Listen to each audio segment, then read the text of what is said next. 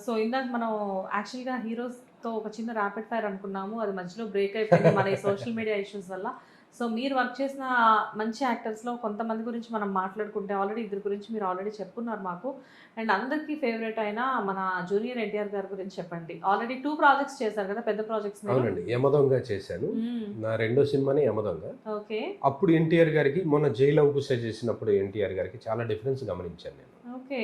అప్పుడు ఇంకా మ్యారేజ్ అవ్వలేదు. హ్మ్. కొంచెం యంగ్ ఇది ఉండేది. హ్మ్. అందరిని అప్పుడే అల్లరి వెయిట్ మొత్తం లాస్ అయ్యి చేసిన యెస్. ఫస్ట్ ప్రాజెక్ట్స్ దట్ అవును. రాజమౌళి గారి కాంబినేషన్. అవును. హ్మ్. అంతా కొంచెం అల్లరి అల్లరిగా చేసేవాళ్ళనమాట సెట్‌లో హ్మ్. గూడా. హ్మ్. అట్లాంటి పర్సన్ 'జై లవ కుశ' సినిమాకొచ్చేసరికి మ్యారేజ్ అయ్యి పిల్లలు పుట్టడం హ్మ్. జెంటిల్‌మెన్ లాగా కనపడ్డారు నాకు. హ్మ్. హ్మ్. హ్మ్. ఆహ్, బాగున్నారు. సో ఎలా ఉంటారు సార్? బేసిక్‌గా కొంతమందేమో ఆయన చాలా జోవియల్‌గా ఉంటారంటారు. కొంతమందేమో అమ్మో! ఎన్టీఆర్ గారు చాలా రిజర్వ్డ్ పర్సన్, చాలా సీరియస్‌గా ఉంటారంటారు. అసలు హౌ ఈస్ హి? ఎలా ఉంటారు? అదే నేను 2 షేడ్స్ చూసానని చెప్తున్నాగా. ఓకే. జోవియల్‌గా ఉండేవారు 'యమదొంగ' టైంలో. ఓకే. అంటే ఇంకొకటి కూడా ఉంటదండి. ఆయన చేసే క్యారెక్టర్‌ని బట్టి కూడా ఉంటారు. ఓహ్! ఆయన ఏం క్యారెక్టర్ చేస్తున్నారు? హ్మ్. ఆ రోజు ఆయన ఎలా ఉంటే బెటర్‌గా ఉంటది. ఇది హ్మ్. యాక్టర్స్ చేస్తారు మెథడ్ యాక్టింగ్‌లో. అదొక టెక్నిక్ అనమాట. ఓకే. నువ్వు ఆ రోజు ఏం క్యారెక్టర్ చేయబోతున్నావో, ఆ క్యారెక్టర్ తాలూకు మూడ్ కూడా మెయింటైన్ చేస్తుంటారు. హ్మ్. ఆ సెట్‌లోకొచ్చిన దగ్గర నుంచే ఆ క్యారెక్టర్ లాగా బిహేవ్ చేయటం, ఆ క్యారెక్టర్ లాగే చూడటం గానీ, ఇది గానీ అంతా అలా చేస్తారు. చేసి ఆ షాట్‌లోకెళ్ళగానే ఇక చెలరేగిపోతారు. హ్మ్. టక్‌మని చెలరేగిపోయి ఇక ఫైర్ అంటుకుంటదనమాట. హ్మ్. అద్భుతంగా చేస్తారు నిజంగా ఎన్టీఆర్ గారు. Hats off. మన తెలుగు ఇండస్ట్రీకి దొరికిన ఆణిముత్యం. వావ్! ఇది చాలా మంది చెప్తారు. అవును. So last but not least హ్మ్. తగ్గేదేలే. బన్నీ గారు. బన్నీ గారిది కూడా నేను వరుసగా 3 సినిమాలు బన్నీ గారి సినిమాలు చేశానండి. హ్మ్. ఒకటి 'దువ్వాడ జగన్నాథం' డీజేలో చేశాను. ఓకే. ఇంకొకటి 'నా పేరు సూర్య నా ఇల్లు ఇండియా' హ్మ్. చేశాను. ఇంకొకటి 'అలవైకుంఠపురంలో' చేశాను. త్రివిక్రమ్ వరుస గారితో 2 మూవీస్ వర్క్ చేస్తున్నారా మీరు? వరుసగా 3 సినిమాల్లో చేసిన అల్లు అర్జున్ గారి వరుస 3 సినిమాల్లో చేసిన యాక్టర్ నేనొక్కడినే కావచ్చు. అదే గదా! డీజే 'దువ్వాడ 'దువ్వాడ జగన్నాథం' జగన్నాథం' ఇమ్మీడియేట్‌గా 'నా పేరు సూర్య నా నా ఇల్లు ఇండియా' ఇల్లు ఆఫ్‌కోర్స్ ఇండియా. అది పెద్దగా బయటకి రాలేదనుకోండి. హ్మ్. నెక్స్ట్ 'అల వైకుంఠపురం' చేసిన వాటిల్లో 2 హిట్ మూవీస్ ఉన్నాయి. అవును. ఆ!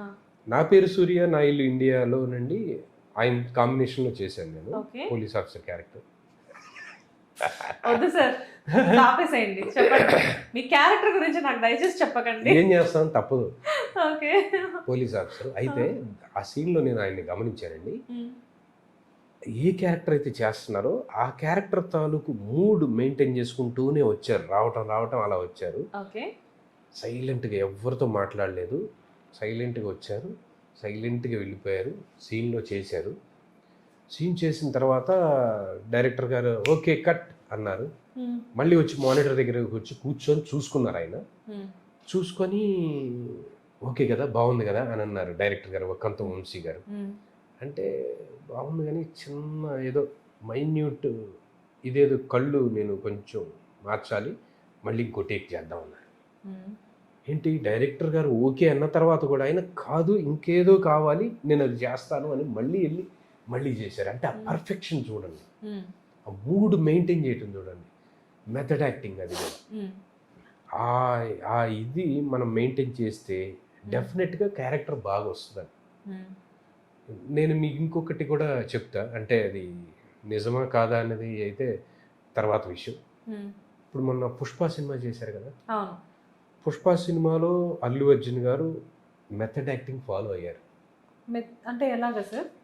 మెథడ్ యాక్టింగ్ అంటే ఊరికే అపియరెన్స్ వైస్‌గానే మారిపోకుండా హ్మ్.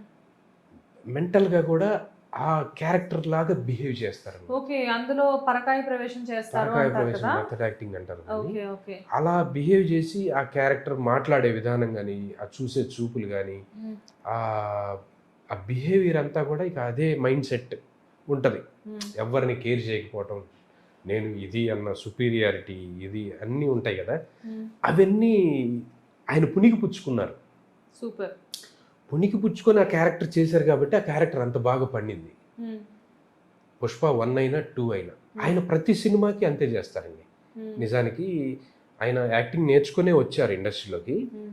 ప్రతి క్యారెక్టర్ చేయడానికి ముందు దానికి సంబంధించిన వర్కౌట్ చేసుకొని దానికి సంబంధించిన ప్రిపరేషన్ చేసి ఈ క్యారెక్టర్కి ఏం చేస్తే బాగుంటుంది అనేది దానికి సంబంధించి ఆ డైలాగ్ డెలివరీ ఎట్లా ఉంటే బాగుంటుంది, ఆ మాడ్యులేషన్ కానీ అవన్నీ నేర్చుకొని ప్రిపేర్ అయ్యి సెట్లోకి వస్తారు. అప్పుడు దాకా ప్రిపరేషన్లోనే ఉంటారు, ఆయన ట్రైనింగ్ తీసుకుంటారు. Super super super, very nice. అది ఇది ఉంటుంది కాబట్టి ఆ క్యారెక్టర్ అంత బాగా పండుతుంది. మరి నేషనల్ అవార్డు కొట్టిన యాక్టర్ అంటే మామూలు విషయం అండి. ఎస్, అది జరిగిందనమాట. అయితే ఏంటంటే నేను అనుకోవటం ఏంటంటే ఈ ఇష్యూస్ జరిగినాయి కదా తర్వాత కొంచెం ఆ క్యారెక్టర్లో నుంచి బయటికి రావడానికి కొంచెం టైం పట్టినట్టుంది. కొంచెం ఆ క్యారెక్టర్లో నుంచి బయటికి రావడానికి టైం పట్టడం వల్ల ఆ టైప్ ఆఫ్ ఆ సుపీరియారిటీ కాంప్లెక్స్ చూపించడం అవన్నీ ఉంటాయి కదా, వాటి వల్ల కూడా ఒక్కోసారి ఇబ్బందులు ఎదురవుతూ ఉంటాయి. మేబీ సార్ ఇప్పుడు మీరు చెప్తుంటే అనిపిస్తుంది మేబీ ఇలాంటివన్నీ కూడా అంటే క్యారెక్టర్లో ఎక్కువగా ఇన్వాల్వ్ అయిపోవడం వల్ల కూడా ఇలాంటివి జరుగుతూ ఉంటాయి అనుకుంటా. మెథడ్ యాక్టింగ్లో ఎప్పుడు కూడా ఏంటంటే క్యారెక్టర్లోకి వెళ్ళటమే కాదు, క్యారెక్టర్లోంచి బయటికి రావటం కూడా కష్టమే అంత తొందరగా. అభిమన్యుడు కనుక పద్మవ్యూహంలోకి వెళ్ళాడు, మళ్ళీ తిరిగి రావడానికి తెలియలేదు ఆయనకి అన్నారు చూడండి. అట్లా యాక్టర్స్ అనేవాళ్ళు మెథడ్ యాక్టింగ్ చేసేటప్పుడు గుర్తుపెట్టుకోవాల్సింది ఏంటంటే ఆ క్యారెక్టర్లోకి ఎంత మేరకు వెళ్ళాలో అంత మేరకు వెళ్ళి మళ్ళీ జాగ్రత్తగా మళ్ళీ బయటికి రావాలి, రాకపోతే ఇబ్బందులు ఎదురవుతాయి. హాలీవుడ్లో ఒక యాక్టర్ ఇలాగే మెథడ్ యాక్టింగ్ టెక్నిక్ ఫాలో అయ్యి క్యారెక్టర్లోకి వెళ్ళిపోయాడు, మళ్ళీ బయటికి రాలేక అతను సైకిక్గా అలాగే బిహేవ్ చేస్తూ చివరికి ఆయనకి అవార్డు అన్నీ వచ్చినాయి. అవార్డు తీసుకునే టైంకి ఆయన హ్యాంగ్ చేసుకొని పోయాడు. కాబట్టి నేను మా స్టూడెంట్స్ కూడా చెప్తాను, మెథడ్ యాక్టింగ్ టెక్నిక్స్ చెప్తాను, కానీ ఎంతవరకు వెళ్ళాలో చూసుకొని జాగ్రత్తగా వెళ్ళండి.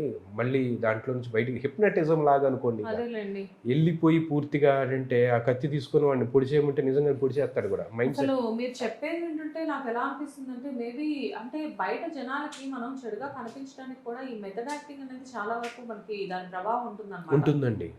ఉంటుంది, అది ఫాలో అయితే బయటికి రావడానికి కొంచెం టైం పడుతుంది. ఆ టైం పట్టే టైంలో లేనిపోయినవన్నీ జరుగుతూ ఉంటాయి, ఇలా పాపం అన్యాయంగా ఇబ్బంది పడతా ఉంటారు. కానీ నిజంగా సార్ అంటే ఇప్పుడు మీ దగ్గర ఉన్న స్టూడెంట్స్కి మీరు ఇలాంటి టిప్స్ చెప్పేటప్పుడు ఎలా చెప్తారు? అంటే మెథడ్ యాక్టింగ్ కరెక్ట్ అని చెప్తారా, లేకపోతే మెథడ్ యాక్టింగ్ అనేది అంటే యాక్చువల్గా దేంట్లో అయినా కానీ ఓవర్గా ఇన్వాల్వ్ అవ్వడం కరెక్ట్ కాదు అనేది మన పెద్దవాళ్ళు అదే చెప్తానండి, అదే చెప్తాను. మీకు అది ఉపయోగపడుతుంది, కానీ ఎంతవరకు దాంట్లోకి వెళ్ళాలి అంతవరకు వెళ్ళి బయటికి రండి. ఎందుకని అంటేనండి ఇంకొకటి కూడా ఉంటుంది, మనకి ఇప్పుడు చిన్న చిన్న క్యారెక్టర్స్ చేసే వాళ్ళకి ఆ క్యారెక్టర్లోకి వెళ్ళటానికి కొన్ని రోజులు టైం బట్టి, క్యారెక్టర్లోంచి రావడానికి కొన్ని రోజులు టైం పడితే ఇంకా మిగతా క్యారెక్టర్లు ఎప్పుడు చేస్తాడు ఆయన? రోజుకో క్యారెక్టర్ చేయాలి, అప్పుడేంటి ఆయన పరిస్థితి? అదే హీరోలు కనుకోండి, ఇప్పుడు ఆయన అల్లు అర్జున్ గారు ఒక 3-4 years ఇదే ప్రాజెక్ట్ మీద ఉన్నారు కాబట్టి సరిపోయింది, ఆయన వెళ్ళటానికి రావడానికి టైం ఓకే. కానీ అలా కాకుండా మనం రోజుకో క్యారెక్టర్ చేయాలి, ఇవాళ క్యారెక్టర్ చేసి రేపు ఇంకో క్యారెక్టర్ చేసేటప్పుడు ఈ క్యారెక్టర్లోకి బలవంతంగా వెళ్ళి రేపు దాంట్లోంచి బయటికి రాలేక నెక్స్ట్ డే ఇంకో క్యారెక్టర్ చేయలేక ఇబ్బంది పడతారు. కాబట్టి దాన్ని ఎంతవరకు వాడుకోవాలో అంతవరకు వాడుకోండి అని చెప్తారు. దానికి సంబంధించిన టిప్స్ టెక్నిక్స్ చెప్తాం మళ్ళీ. సూపర్ సూపర్ సూపర్, నిజంగానే బాగుంది. అంటే లైక్ ఒక పక్క వాళ్ళకి ఏం కావాలో ఆ టిప్స్ ఇస్తూ దాన్ని మళ్ళీ ఓవర్గా ఇన్వాల్వ్ అవ్వకుండా దానికి సంబంధించిన టిప్స్ కూడా ఇస్తూ, బట్ రెండు రకాలుగా. కానీ మేబీ అందుకే అనుకుంటా ఇన్స్టిట్యూట్స్ అనేది ఊరికనే రన్ చేయడం అవ్వదు. సో నేను కొంతమంది హీరోలకు కూడా పర్సనల్ ట్రైనింగ్ ఇస్తుంటాను. పేర్లు చెప్పకూడదు కానీ పెద్ద పెద్ద వాళ్ళ వారసులు వచ్చి నేర్చుకుంటున్నారు నా దగ్గర. సపరేట్ టైమింగ్స్ ఉంటాయి, దానికి సపరేట్ క్లాసెస్ ఉంటాయి, ఒక్కరికే తీసుకుంటాను. వాళ్ళని తీసుకొని ఆ హీరోని రెడీ చేసి బయటికి పంపిస్తాను. ఇప్పుడు నా దగ్గర నేర్చుకున్న స్టూడెంట్స్ ఒక్కొక్కరు 2-3 మూవీస్లో హీరోస్గా సెలెక్ట్ అయ్యి చేస్తూ ఉన్నారు. పర్సనల్ ట్రైనింగ్, అది సపరేట్. నేమ్స్ చెప్పొచ్చు, ఎవరిదైనా ఒక్కళ్ళదైనా చెబితే మళ్ళీ వాళ్ళు ఏమనుకుంటారో తెలియదు. ఆల్రెడీ హీరోలుగా వాళ్ళు చేస్తున్నారు. హీరోలుగా చేస్తున్నప్పుడు చెప్పడానికి వాళ్ళు ఉంటాయి, ఎందుకు సపరేట్ గా వస్తారా అంటే ఇది కూడా ఒక కారణం. వాళ్ళు నేర్చుకుంటున్నట్టుగా కూడా తెలియకూడదు అని చెప్పి అట్లా. సో ఫైనల్ గా ల్యాంప్ మూవీ ఎలా ఉండబోతుంది? ల్యాంప్ మూవీ డెఫినెట్గా అన్ని వర్గాల ప్రేక్షకుల్ని అలరిస్తుందండి, ఎంజాయ్ చేస్తారు. ఇవాళ రేపు సినిమా అంటేనే ఎంజాయ్ చేయటం, నో లాజిక్, నో ఈ సెంటిమెంట్ అన్నట్టుగా బాగా అందరూ ఎంజాయ్ చేస్తారు, హ్యాపీగా నవ్వుకొని సరదాగా చూసి బయటకు వస్తారు. అయితే ఇక్కడ అందరూ చూడాలనే ఉద్దేశంతో మేము ఏం చేస్తున్నాం అంటే టికెట్ రేట్ కూడా 300 కాకుండా 110 రూపాయలే పెడుతున్నాం. ఓకే. టికెట్ రేట్ ఈవెన్ మల్టీప్లెక్స్లో కూడా 110 రూపీసే. మల్టీప్లెక్స్లో 110కి వర్కౌట్ అవుతుందా? ఓకే. అవుతుందండి. ఎందుకంటే ప్రేక్షకులు రావాలి అని అంటే ఇవాళ రేపు ఒక ఫ్యామిలీ వెళ్ళి చూడాలి అని అంటే 2000-3000 ఖర్చు అవుతుందంటే ఎగ్జాక్ట్లీ సార్. వెళ్ళడానికి థియేటర్స్కి వెళ్ళడానికి పాపం చాలా మంది మానేస్తున్నారు. కాబట్టి అందుకే మేము ఇదంతా ఆలోచించి 110 రూపీస్ టికెట్ పెట్టి ఎక్కువ మంది ప్రేక్షకులకి మా సినిమా చూపించాలి అనే దృష్టితో మేము వెళ్తున్నాం. సూపర్ వినోద్ గారు, రియలీ వండర్ఫుల్ అండి. అన్ని విషయాల గురించి చాలా అంటే లైక్ మీకున్న అనుభవంతో కానివ్వండి, లేకపోతే ఇండస్ట్రీలో మీకున్న ఫ్రెండ్షిప్స్తో కానివ్వండి, ఇండస్ట్రీ మీద మీకున్న ఇష్టమే కానివ్వండి, రీజన్ ఏదైనప్పటికీ కూడా చాలా అద్భుతంగా మాట్లాడారు. And I wish you all the best for your lamp movie అండి. ఆల్రెడీ ఒక మంచి యాక్టర్గా మీరు ప్రూవ్ చేసుకొని ఉన్నారు. సో ముందు ముందు చాలా పెద్ద పెద్ద ప్రాజెక్ట్స్ చేయాలి, హీరోగా కూడా మంచి మంచి మూవీస్ చేయాలి అని చెప్పేసి మేము మా తెలుగు పాపులర్ టీవీ నుంచి కోరుకుంటున్నాము. Thank you so much Vinod గారు. థ్యాంక్ యూ సో మచ్ అండి.